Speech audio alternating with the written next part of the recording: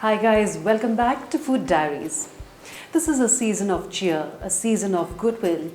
And for this season, we wait a whole year through, commemorating this festive season of Christmas.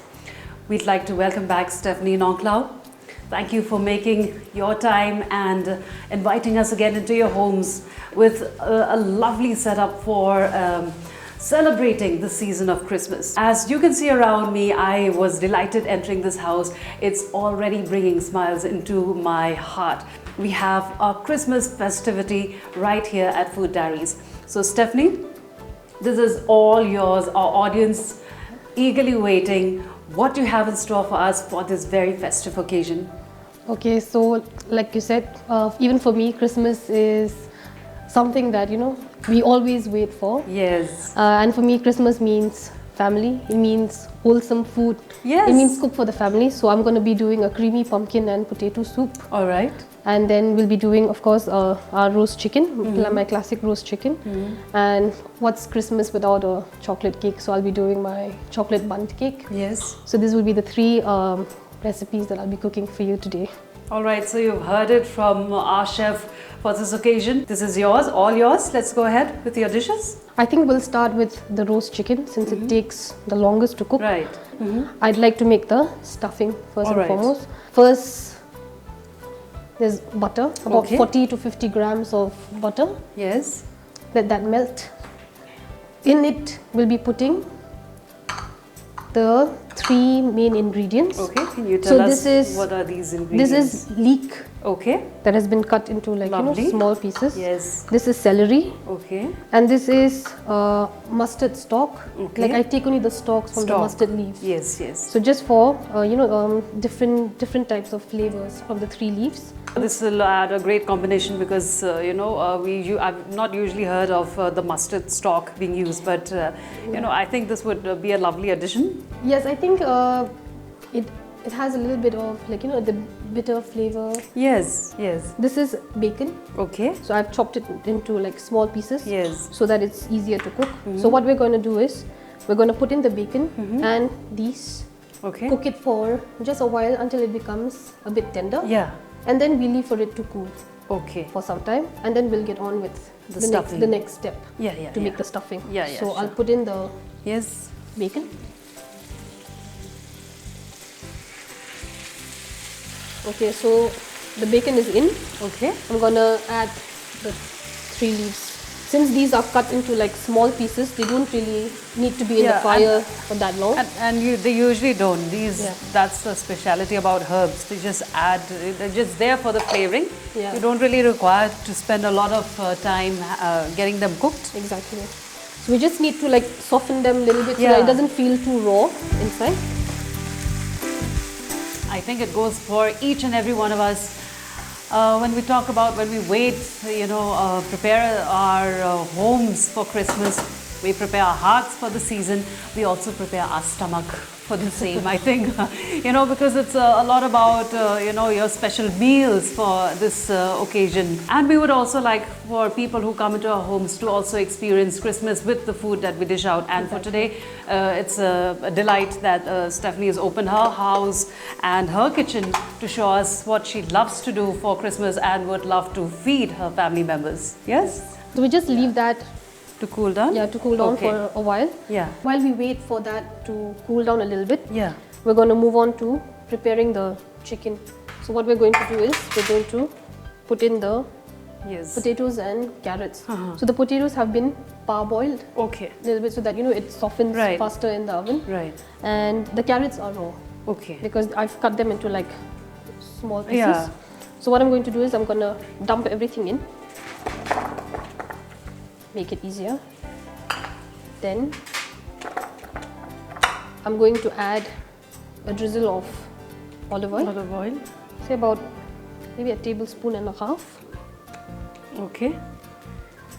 And then we put that aside. This will be the bed for the Right. chicken.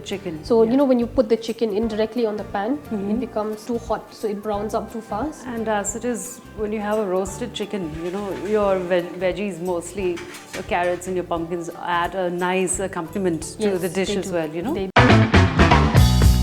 So what we're going to do is, first and foremost, I'd like to wipe it dry first. Right. Because it can't be wet. So dab it all around. So as you see, the neck has been chopped off. Right, yes. So what I've done is that I've sealed the top part Okay. of the skin with toothpicks. Okay.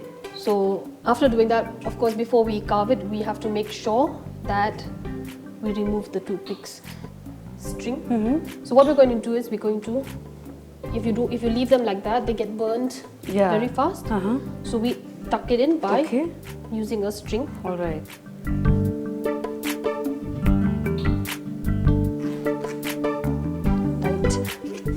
Yeah. Okay. Done. Now this is ready. So we're going to put in the stuffing into the cavity of the chicken. So we're going to leave this aside since it's already tight. I'm going to get in the mixing bowl. We're just going to put in about, so this is about 150 grams of breadcrumbs. Any breadcrumbs will do. Of course, this is store-bought. Break in 1 egg.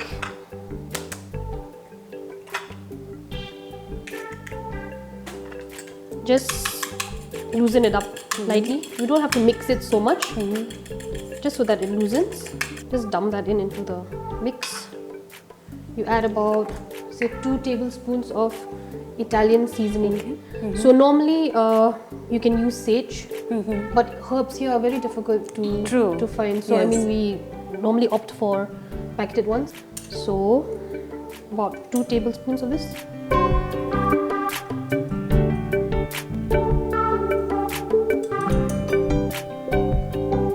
Take this whole thing in that we've made and dump it.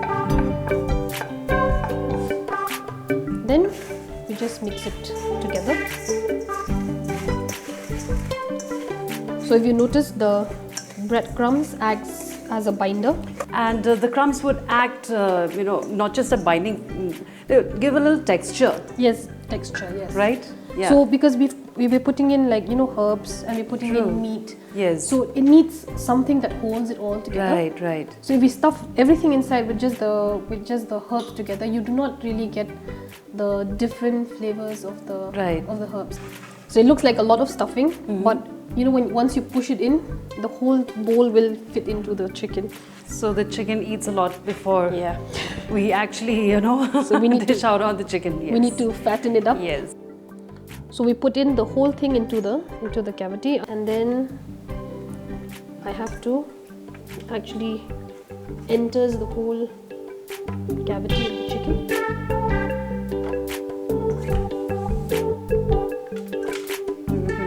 Seal that up. So now I'm going to seal it up. Can I do that?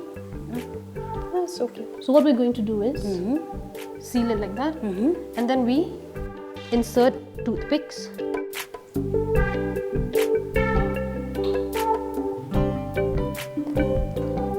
So that is sealed. Yes. So what we're going to do is, now we'll have to tie up the legs.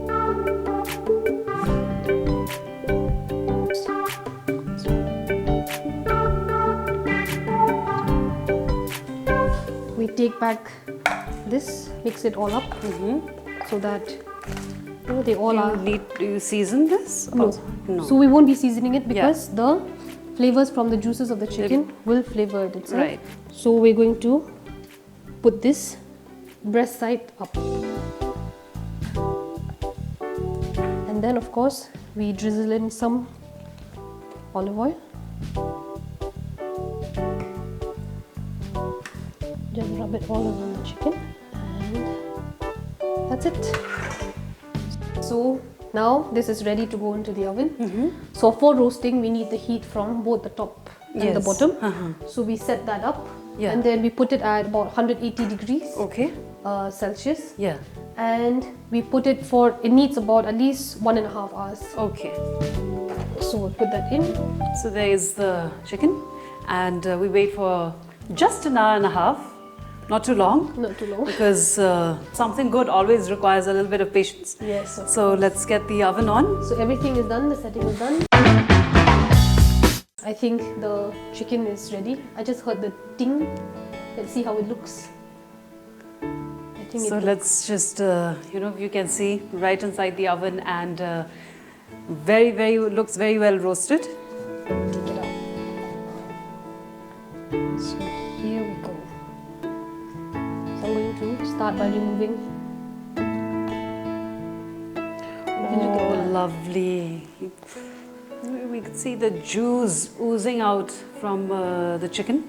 The best part about anything roasted is there should be some juice oozing out of the meat. Yes. That is when you know that you will get a properly roasted meat. Yes. So what we're going to do is I'm going to cut off the strings. If the legs are hanging by themselves, they tend to get burnt. The legs and the wings. True. So this is done. So you can, if you look at that, Oh, lovely. see, it's like all moist and juicy.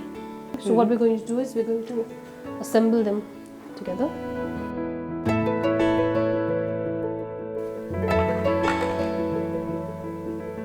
So we have to let it rest for at least 15 to 20 minutes before we cut it.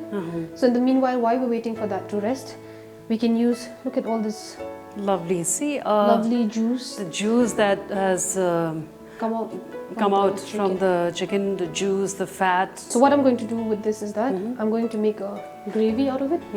So we're just gonna take all this and put it in a pan. We're going to add some mushrooms. This is again based on you, like Preference, preference. right? Yeah. You can add it, you can omit it. Okay. It's not mandatory.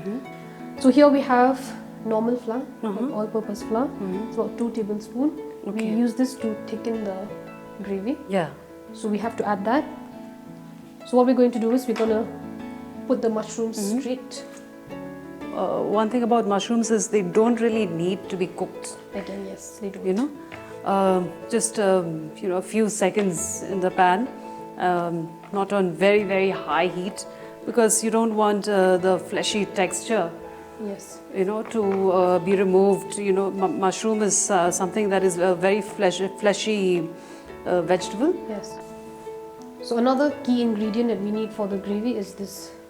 So this is chicken stock, about 2 cups of chicken stock, Okay. and a cup of like plain water to make it into, to make it liquidy. Yeah. So I think this is Okay. boiled. So we're going to add in the flour.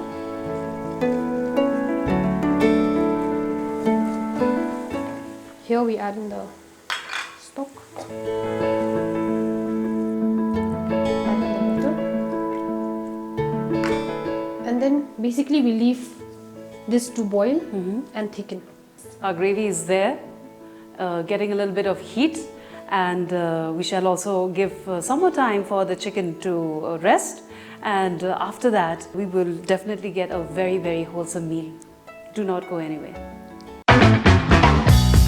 We're just done with one of the dishes, and we're on a roll for another dish. I can just see pumpkin, but I leave it to Stephanie to tell us what is it that she will dish out for us. Okay, so the next course will be creamy pumpkin and potato soup. Right. So like I said, wonderful. like it's the season for pumpkins, and we have a lot of pumpkins around the house. So we have to chop a few onions. Okay. So we need to just chop this very coarsely. A very humble vegetable, homegrown vegetable, but can be used in a lot of ways and give a lot of richness to the food on your table. Exactly. So first and foremost, olive oil. Yeah. It's about 2 tablespoons. Adds in a lot of flavor.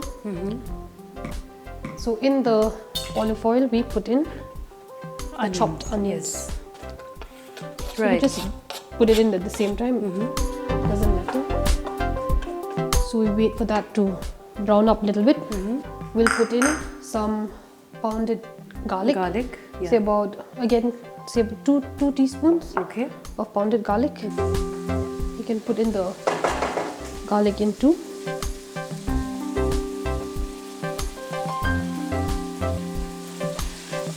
So we cook this till the onion softens. and then we add in the vegetables. Okay, so the onions look like they're done. So we're going to put in the vegetables. Yeah. The thing is, we need not caramelize the onions. No. They just need to be translucent. Yeah, translucent, just soften Yeah, up just a bit soften so it. that, you know, the flavors have bit. come out, Yeah. the onions and the garlic. And then you put in the vegetables directly. Yeah.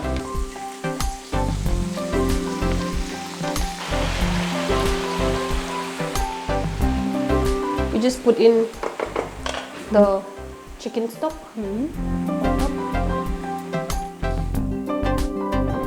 And again, normal water. Okay.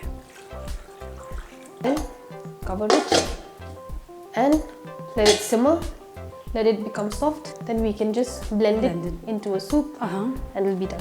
So in the meanwhile, while we're waiting for that, Yes. we can actually make the croutons. Yeah. So we have, I bought buns. You can use any kind of bread, sourdough bread, Yeah. you know, or maybe this normal bread. Okay. This is normal buns that I've cut into like bite-sized pieces. Yeah. So we have lemon and we have, this is green onions that has been chopped finely. You can even use chives. Toss this, we put in the green onions.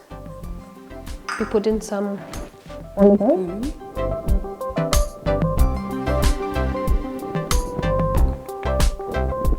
And we put in a little bit of the garlic. Again, pounded garlic. Dump the bread in. Even just, you know, mix it around with your hand so that all the bread gets a coating of the green onion and the olive oil. Right. Bread. Get a nice garlicky hint. Yes, an onion. Right.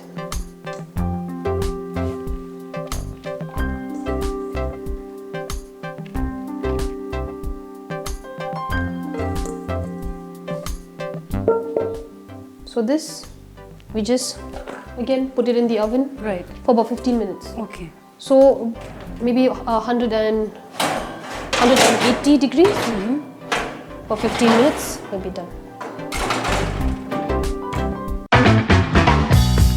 Well, a Christmas meal is always incomplete without a Christmas cake. And for our audience to know what a bun cake is, I leave that to Stephanie. Okay, so why we call it a bundt cake is basically because of the shape of the cake. Yes. So this is actually called a bundt cake mold. I mean, you have bun tins. Yes. I use a silicone mold. Yeah. So that's why we call it a bundt cake. Basically, it's a simple chocolate cake, but because of the shape, we call it a chocolate bundt cake. This is, it can hold about 10 to 12 cups of batter. So first and foremost, we put a little bit of oil. Butter will work very well. Yes. But I think, you know, in the winter when the butter is hard. Yes, I would always prefer the oil. So I use oil. So I just pour a little bit of olive oil around the pan. And I use a brush. Just brush it all along the cake mold. I usually dust it with cocoa powder. So you can use flour.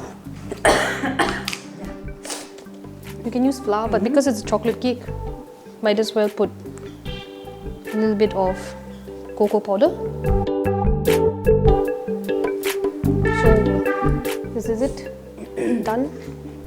Leave that aside, and then we make the batter for the cake. So here we have 2 cups of all-purpose flour, maida. Put that in. We have more than 1 cup of granulated sugar. So I prefer my cakes to be quite on the bitter side. So I lessen the sugar as much as I can. Dump that into. We have unsweetened cocoa powder. So we dump that into. And then for the next one we have, so this is a mixture of 2 teaspoons of baking soda, 1 teaspoon of baking powder, and 1 teaspoon of salt. Okay. So I always add salt to my cakes for the balance. So again we put that into, just whisk it, mix everything together. So this is done, the dry ingredients are all done, mixed together. So we set that aside, and then we move on to the wet ingredients. I will use whole eggs. I'll not separate them. This is the very reason that we have food diaries for people like you or me, or people who are tuned in with us regularly, or occasionally if you just happen to glance through or do dash in for food diaries. This is what it's all about. People who love to cook, who have a passion, and who also want to find out simplest ways or newest ways on how to bake, cook anything that's sumptuous. Exactly. So that's the whole purpose that we have food diaries. This is buttermilk. Okay. So I normally don't buy buttermilk. So what I do is I make it myself. Right. So I measure the amount of milk that I need. I put in like a tablespoon of vinegar and I let it sit in room temperature. Yes, so yes. the milk becomes thickened, and it's a very good substitute for buttermilk. Another ingredient is sour cream. So the same thing. So amul cream, Yeah.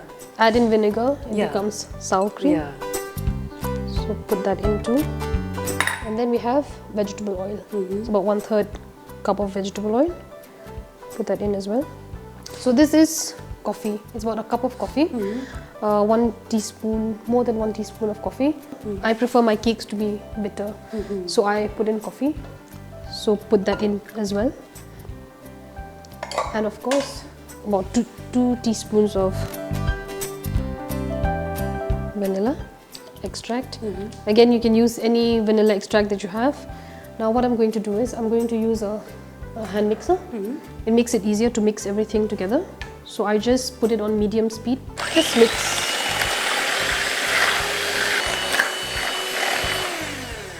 And that's it. I normally just pour it over the dry ingredients.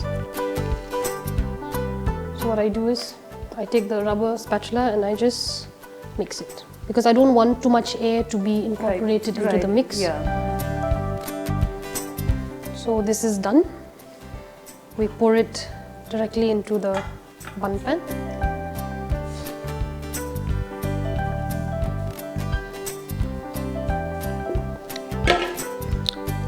Just tap it on the surface so that the air bubbles Right. disappear. So this goes into the oven at 177 degrees.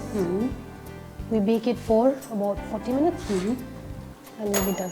So I'll just put this in.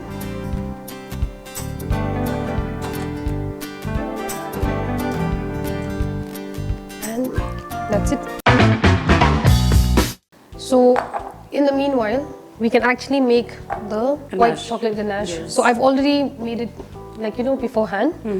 So what we have here is 2 slabs of white chocolate compound that we've chopped into very small pieces. Okay. And then we have like about a cup of cream, almond cream. So what I did was I put it in the heat until it becomes hot, but not boiling. It becomes hot enough. I pour it over the white chocolate and then leave it for like 2 minutes and then mix it up until it becomes very smooth. I put a cling film on it, if you see. Now if you notice, so I've put the cling film over it and I've made the cling film touch the surface of the ganache. Yeah. That actually prevents the skin from forming. So what we can do is we can just remove that. So if you see, I've left this overnight. Oh, lovely. So it's become like quite hard. I'm just going to mix it up a little bit, and then when the cake is out, you just put this on top of the cake and it's done. Stephanie, I think that's been 40 minutes of waiting for the cake in the oven, and this is the final, So this almost is final. This is what it looks like. Yeah, that looks So this is why we call it a rich. bun cake. Yes. So the shape of it, so it Right. makes it look very festive, Yeah. very nice. So this is the chocolate ganache that we took out earlier. So I added a little bit of milk to it so that it becomes loose. So what I'm going to do is I'm just going to drizzle this from on top, just to add, let it look like snow on top of the cake. This is like a thicker version of a tempered chocolate, because when Yes. you temper your chocolates, they're on the they're not liquidish, Yes. but they're very flowy. And then, so this I bought from a local shop. It's an edible mistletoe. Yes. I think it's made of sugar. They brought it from somewhere.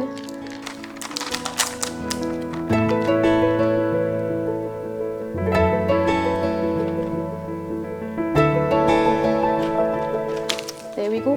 Now we see the transformation. This is looking so endearing, fully homemade and in our spirit of Christmas. So this is a chocolate bun cake with chocolate ganache, and of course a lovely representation of Christmas toppings on top. We had a lot of things going on here in celebrating our joyous and festive Christmas. I leave it to you to tell our audience what you're doing with the pumpkin that you've kept in the fire. Yeah, so now the pumpkin and the potato have softened. Yeah. So what I did is I just transferred it to a mixing bowl. What I'm going to do is I'm just going to blend it Yeah. to make it into a, to make it into a liquid Right. texture. So I'm just going to do that now.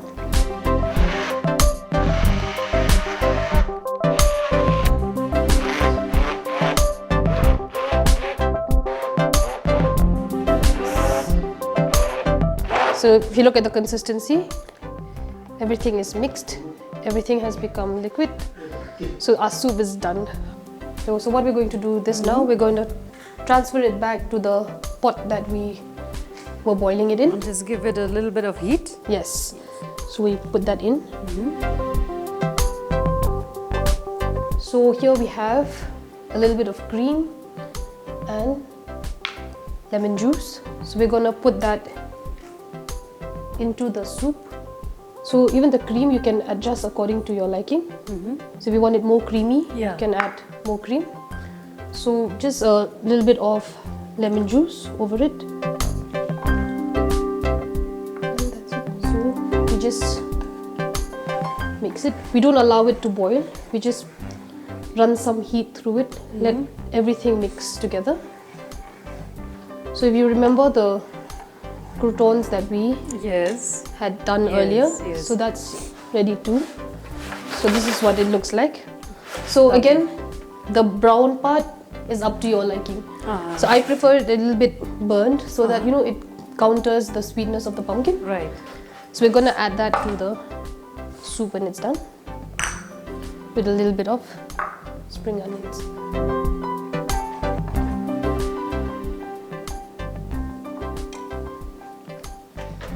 So I'm gonna put in a few croutons on top. Croutons. Sprinkle some green onions. And that's it. How beautiful is the color, and look at the consistency of the soup. This actually would be, an entire meal for somebody with a small stomach, I would Very say. true, yes. You needn't really, have any other accompaniments if you have a whole pot of soup and lovely baked croutons. We are almost there towards the finale of seeing all the dishes that you've done today, right here at Food Diaries. So stay tuned. Well, Stephanie, this is a lovely spread that you've put up for us at Food Diaries today, and I'm sure our audience with us today are also celebrating at your homes with us through the screen. Yes? Well, Stephanie, I can't wait. It has been a long wait. Okay, I think we should start with the first course. I think we can try the soup. This is the creamy pumpkin and potato soup. Okay.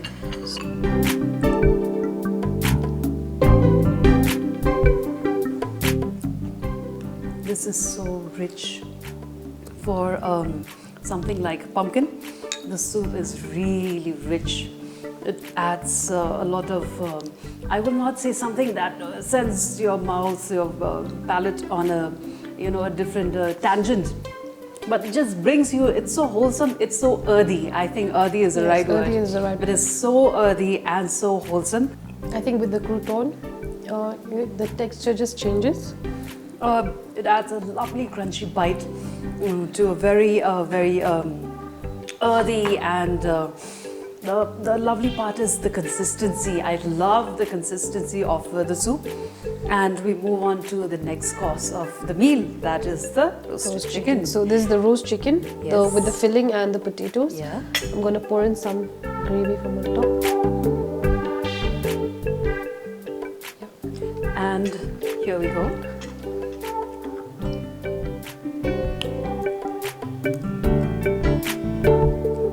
There's never been a greater combination for a roasted chicken other than mushroom, gravied mushroom. This is so awesome. What you get is just the flavorful herbs. You know, you get a taste of the herbs in your mouth, and you're not really confused with what you're eating. As you've rightly said, a very comforting food, but at the same time, in keeping with the spirit of Christmas, nothing can go wrong with this.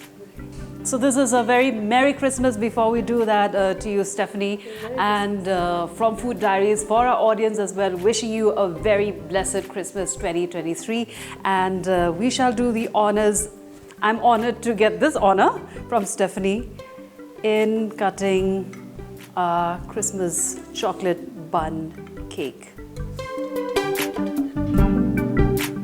It looks very rich, like a good decadent chocolate. I think you should get the Ganache too. I've taken a whole load of the chocolate. Merry Christmas, and Merry Christmas to all of you. I am very delighted. I can't really express myself so much today because it has been a pleasure, Stephanie. And for our audience as well, I'm sure you've been glued to your TV screens with Stephanie, and do follow what Stephanie has shown you. I'm sure you will not go astray if you want to do some of the dishes she's done today. And with that, we wish you a very blessed Christmas 2023, and Stephanie, to you and your loved ones too, from Food Diaries, a very blessed Christmas. Same to you. Merry Christmas to you, and Merry Christmas to everyone at home. And until next year for the next Christmas, we shall wind up here at Food Diaries with me, Abha. It's bye-bye.